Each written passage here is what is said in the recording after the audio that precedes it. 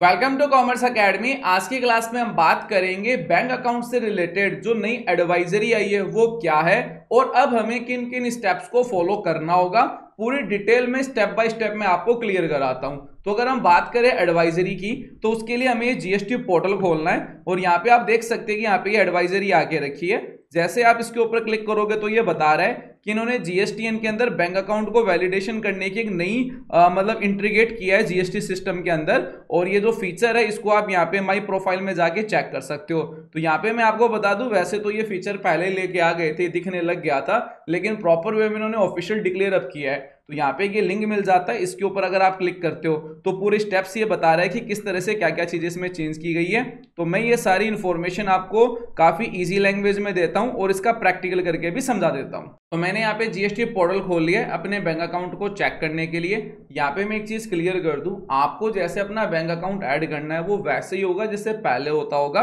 पूरा प्रैक्टिकल करके देखते हैं। तो आपको चेक करना है कि भाई आपका बैंक अकाउंट है वो वैलिडेट है या नहीं है। तो इससे रिलेटेड यहाँ तो आपके पास में कोई मेल आया होगा, मेल नहीं भी आया तो आप चेक कर सकते हो। तो आप अपना जीएसटी पोर्टल खोल लो और यहाँ पे ये व्यू प्रोफाइल दिखा रहा है, इसके ऊपर आप क्लिक करोगे। जैसे क्लिक करोगे इस तरह से इमेज आएगी लेफ्ट साइड में। यहाँ पे आपकी बिजनेस की पूरी डिटेल आती है जो मैंने हटा दी है। तो जनरल से बात है, आपको नीचे ही नीचे आना और यहाँ पे बैंक अकाउंट स्टेटस के ऊपर क्लिक करना है। जैसे आप क्लिक करोगे तो इस तरह से बैंक अकाउंट स्टेटस आपको शो कर जाएगा।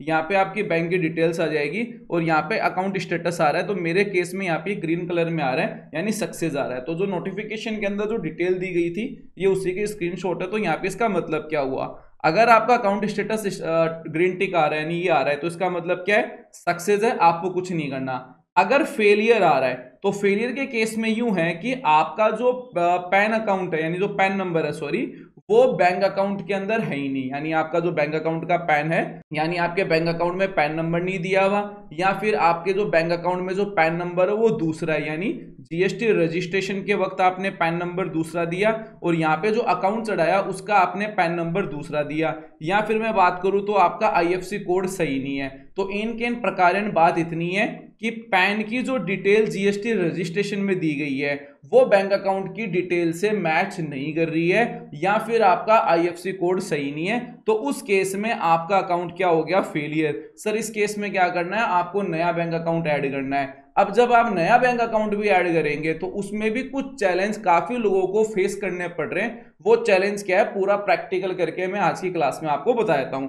तो फेलियर का मतलब तो समझ में आ गया कि आपका फेलियर होने पर आपको नया ऐड करना है। दूसरा आ रहा है सक्सेस विद रिमार्क, यानी यहाँ पे ये वाला जो आइकन है वो इस अकाउंट स्टेटस की तरफ आ जाए, यानी यहाँ पे ये इस तरह से आ जाए।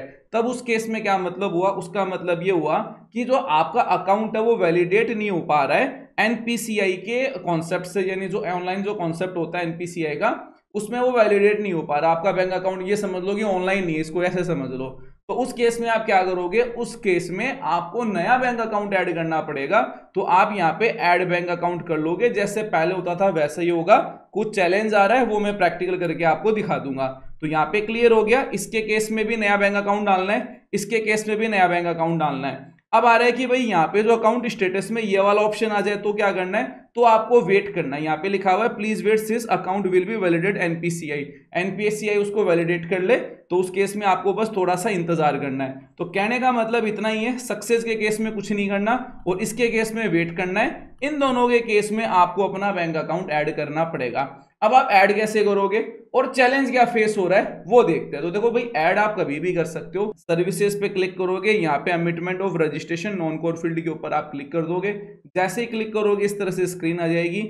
यहाँ पे आपको बैंक अकाउंट पे टिक करना है, इस बैंक अकाउंट पे टिक करना है। जैसे टिक करोगे तो यहाँ पे आपकी बैंक की डिटेल आ जाएगी। इसको एडिट कर लेना, हल्की फुल्की चेंजिंग करनी हो तो चेंज कर लेना, डिलीट करना हो डिलीट कर देना, नया ऐड करना हो तो नया ऐड कर लेना, कोई दिक्कत वाली बात नहीं है। अब इशू क्या आ रहा है, इशू ये आ रहा है कि यहाँ पे देखो प्रमोटर ऑफ पार्टनर्स आ रहा है और ऑथराइज सिग्नेचरी आ रहा है। तो मुद्दे की बात ये है कि जो आपका पैन कार्ड होता है, ध्यान से सुनिएगा, और जो आपका आधार कार्ड होता है, यानी यूआईडी कार्ड इसी को ही बोलते होंगे मेरे ख्याल से, आधार कार्ड जो होता है, इन दोनों के ऊपर जो आपका डेट ऑफ बर्थ है वो मैच करना चाहिए। इवन आपका जो नेम है वो प्रॉपर मैच करना चाहिए। अब काफी लोग ये क्या है कि वो थोड़े बहुत चेंज है, जैसे मान लो आपने किसी का जीएसटी रजिस्ट्रेशन कर रहे थे तो उस वक्त आपने date of birth PAN card के हिसाब से डाल दी, लेकिन जो अपना आधार कार्ड था उसमें डेट ऑफ बर्थ चेंज थी। रजिस्ट्रेशन तो सक्सेस हो गया, कोई दिक्कत नहीं है, आपको कभी कोई चैलेंज फेस भी नहीं करना पड़ा। लेकिन जब आप बैंक अकाउंट ऐड करने गए या आपको कोई चीज अमिटमेंट करने के लिए गए तो ओटीपी डालने के बाद में आपके पास में मेल आया कि भाई हमने आपकी जो रिक्वेस्ट है वो रिजेक्ट कर दी है, क्योंकि आपका जो डेटा है promoter of partner authorize signature, ये डेटा आपस में मैच नहीं कर रहा है। इस तरह से कोई मेल आएगा तो वहां पे पैनिक मत होना, क्योंकि आप जितनी बार भी बार बार ट्राई करोगे वो सेम मेल ही आएगी। तो उस केस में आप एक काम करना, क्लाइंट से आधार कार्ड मंगा लेना और पैन कार्ड में आराम से डेट ऑफ बर्थ चेक कर लेना, क्योंकि बहुत से लोगों ने अपने आधार कार्ड में डेट ऑफ बर्थ चेंज करवा ली थी या कईयों ने अपने नेम में करेक्शन करवा लिया। तो उनसे पहले कंफर्म कर लेना भाई लेटेस्ट कौन सा है, और यहाँ पे जाके प्रमोटर और पार्टनर के ऊपर अगले का जो नेम है आधार कार्ड के हिसाब से, तो आधार कार्ड में जो दोनों मैच कर रहा है, अपडेट करवाने के बाद में जो नेम और डीओबी वो प्रॉपर वे के अंदर आप इसमें अपडेट कर देना, और फिर उसके बाद में नेक्स्ट करके वेरिफिकेशन करके ओटीपी डालोगे तो आपका काम हो जाएगा। ऐसे काम नहीं होगा। तो ये मैंने आपको सारी इंफॉर्मेशन स्टेप बाय स्टेप समझा दी है। तो आज की क्लास का आपको वीडियो कैसा लगा कमेंट सेक्शन में बताना ना भूलिएगा। अब इसके साथ में एक इंपॉर्टेंट अपडेट मैं आपको और देता हूं, अगर आप स्टेप बाय स्टेप कॉन्सेप्ट में जीएसटी रिटर्न फिलिंग में परफेक्ट होना चाहते हैं, ओरिजिनल डाटाबेस के साथ में प्रैक्टिस करके एक प्रॉपर जीएसटी प्रोफेशनल बनना चाहते हैं, तो हमारा जो लाइव प्लस रिकॉर्डिंग कोर्स का जो नया बैच है वो 27 अप्रैल से स्टार्ट हो रहा है। शाम को 7 बजे इसकी क्लासेस होगी। क्लासेस होने के बाद में उसकी रिकॉर्डिंग भी आपको मिल जाएगी।